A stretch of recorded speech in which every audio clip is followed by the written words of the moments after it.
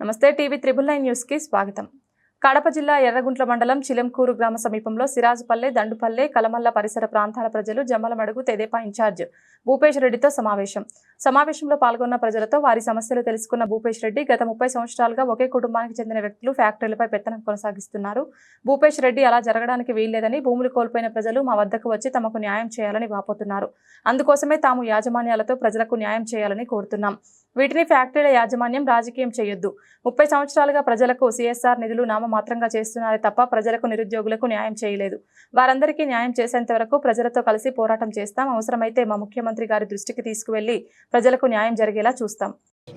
చిలంకూరు గాని చుట్టుపక్కల గ్రామాలు దండుపల్లె, సిరాజపల్లె, కరుసుగుంటపల్లె ఏ విధంగా ఈ సిమెంట్ ఫ్యాక్టరీ వల్ల, పొల్యూషన్ వల్ల కానీ ఏ విధంగా ఇబ్బంది పడుతున్నారో వాళ్ళ నోటి మాటలతోనే మీరు విన్నారు. మేము ఏం చెప్పదలుచుకున్నామంటే, ఇవి 84లో ఈ సిమెంట్ ఫ్యాక్టరీ పరిశ్రమలను ఏర్పాటు చేయడం జరిగింది. కానీ ఇప్పుడు కొత్త టెక్నాలజీ వచ్చింది.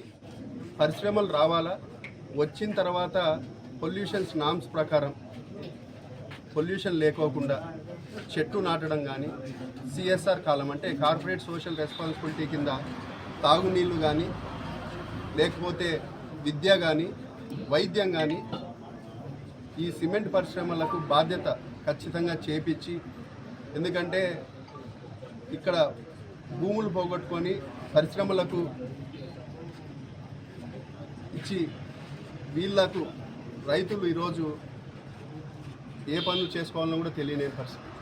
కాబట్టి ఈరోజు రైతుల్ని ఆదుకోవాలన్నా, లేకపోతే చదువుకునే విద్యార్థులకు ITI 10th లేకపోతే డిప్లొమా చదువుకున్న వాళ్ళకు సెక్యూరిటీ కానీ, లేబర్ కాంట్రాక్ట్లు కానీ ఏదన్నా ఖచ్చితంగా ఇవ్వాలా. ఇది మా ప్రధానమైన డిమాండ్.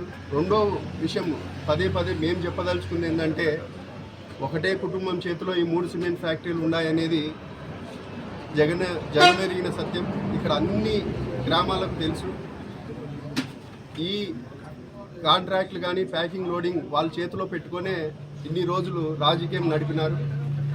వాళ్ళ మాటలు వినకపోతే మేము తీసేస్తాము, లేకపోతే ట్రాన్స్పోర్ట్ని ఆపిస్తామనే విధంగా వాళ్ళు బెదిరియడం జరిగింది.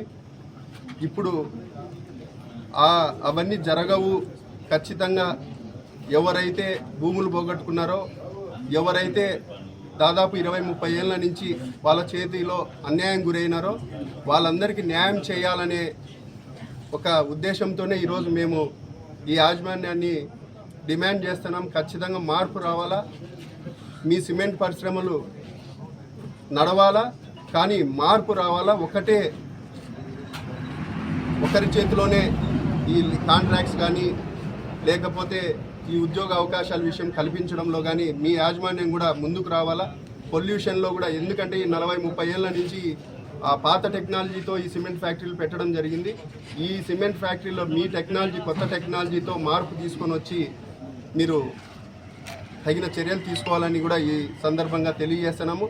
అట్లనే మీరు చిలంకూరు, కలమల్ల పోయే దారిని కూడా మీ హెవీ డంపర్స్ పోవడము, తిరగడం, యాక్సిడెంట్లు జరగడం జరుగుతూ ఉన్నాయి.